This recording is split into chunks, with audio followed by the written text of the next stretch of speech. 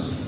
But there's another law that you got to apply to as well, okay? So when we land the exegetical helicopter on Ezekiel, we would discover that he was considered to be a major prophet, and the reason why he's considered to be a major prophet was not because he only wrote a longer scroll than the minor prophets like Zephaniah or Zechariah, but also because of the brilliancy that God has given his mindset to focus not on the nation of Israel only, but also the other nations. Yeah. When we study Ezekiel, we understand that it is considered to be an apocalyptic book, which means that God spoke to Ezekiel in metaphors and similes. And Ezekiel was a prophet that received a prophetic call during exile.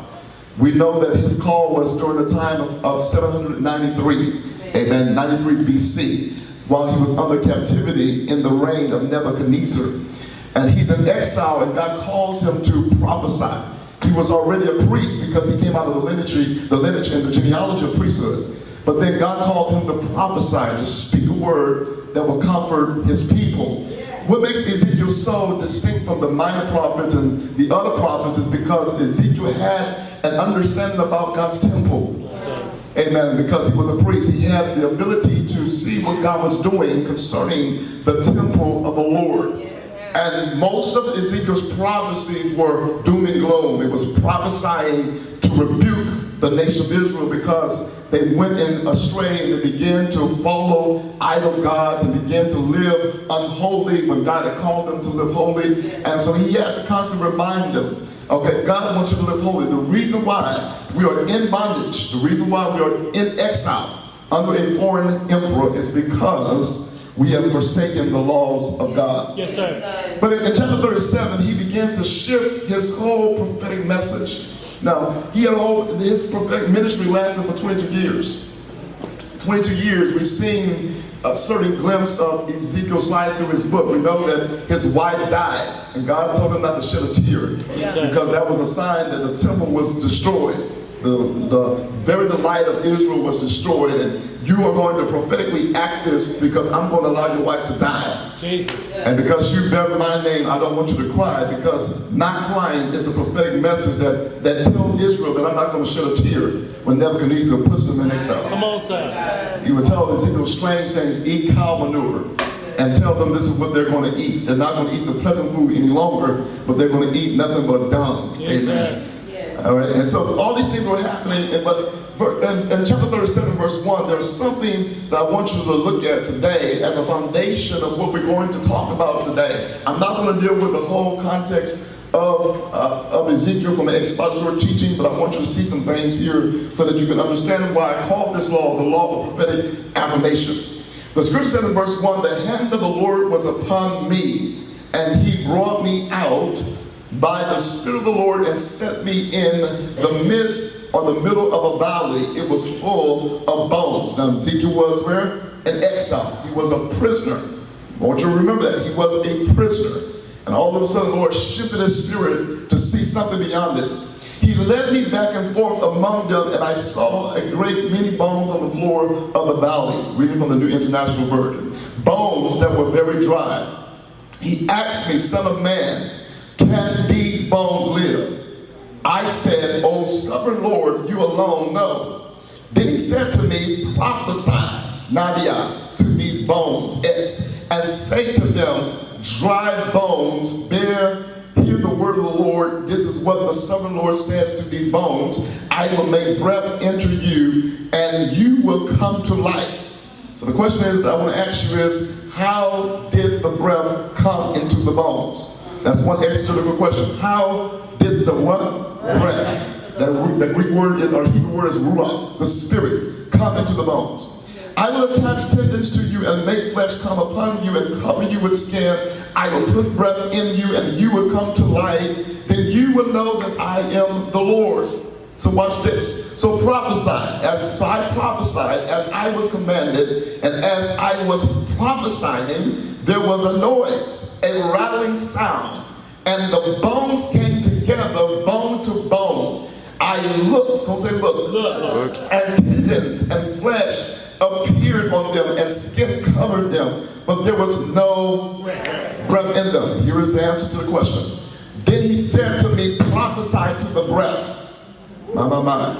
Prophesy to the ruach. Prophesy prophesy to the spirit. Prophesy, son of man, and say to it, this is what the sovereign Lord says, come from the four spirits, from the four winds, O breath, and breathe into these slain, that they may live. So I prophesied as he commanded me, and breath entered them. Wow. They came to life and stood up on their feet, a vast army. Now this is what we call apocalyptic vision.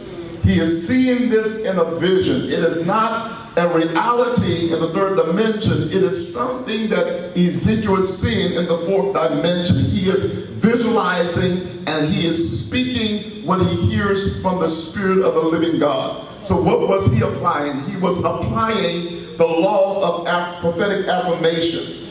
As the Spirit moved upon him, he began to prophetically affirm what he saw. There is something that you need to look at in this context if you want to learn how to prosper. Amen. Prosperity only comes by the words that you speak. Come on, sir. That's right. And the words that you speak must be unctioned by the Spirit, because when it is unctioned by the Spirit, it must manifest. Amen. Yes, sir. Many people will affirm things. They will wake up and say their morning affirmations. They'll wake up and say their night affirmations, or go to sleep and say that before they go to sleep, they'll say the night affirmations. But there is no manifestation because it was not unctioned by the Spirit. There's something different from what we have versus what the world has. They have natural, earthly affirmations, but we have the spirit of prophecy.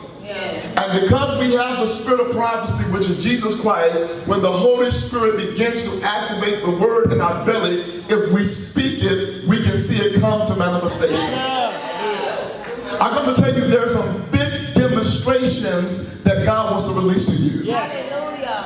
Why did I make you look at the background of Ezekiel? Because Ezekiel was not in a pleasant place at this particular time. Ezekiel was not in a comfortable place. He was a prisoner. He was an exile. He was considered to be a slave, but yet he saw something beyond his captivity. Come on, sir. And some of you are bound by certain things. Some of you are feeling imposed by limitations and restraints and constraints. But if you can get into the prophetic rhythm, if you can get into the prophetic spirit and see beyond your situation, things will begin to change. I want you to really look at this because it's so powerful, because what comes out of Ezekiel's mouth is not his word. Ezekiel is attached. He's attached. He has a connection with the Spirit of the sovereign Lord. He is connected to God as God's prophetic communication media. He's connected to God as God's mouthpiece. So when Ezekiel begins to prophesy, it is like God speaking through him, because Ezekiel became a hollow vessel and an instrument for God to use. Amen.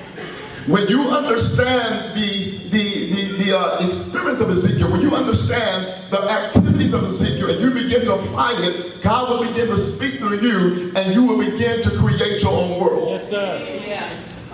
You cannot begin to have prophetic affirmations without faith. Wow. Come on, sir. Yeah. You cannot declare what God has said if you don't believe what God has said. Yes, sir. Come on. See, it's a different thing to read the word versus believing the word. Yeah.